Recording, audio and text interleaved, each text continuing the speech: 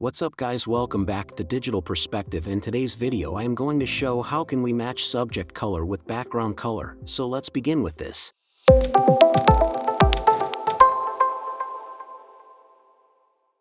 Here we have our subject layer and background layer, so first we will select subject and remove the background. After that, go to adjustments and add black and white effect, then we will select subject and again go to adjustments, now add curves.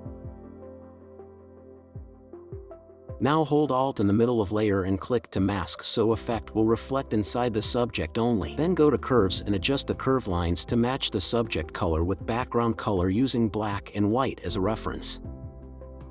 Now we have to delete the black and white effect layer. After that, go to adjustments and add brightness and contrast. Then here we have to adjust the brightness and contrast. It varies according to image.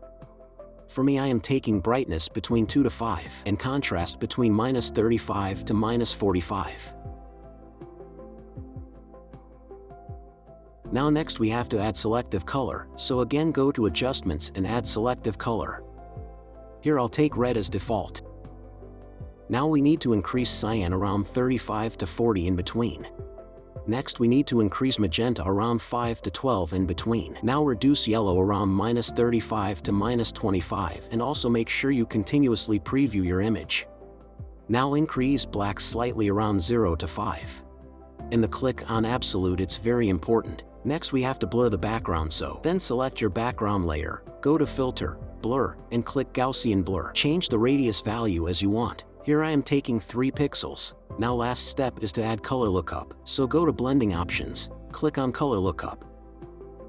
Then go to 3D LUT file and select crisp winter look. Perfect. Now we need to reduce the LUT opacity, so here I am taking 20% opacity. It's done guys. We did the color matching. Hope you have enjoyed the video and be sure to hit like button and subscribe if you haven't.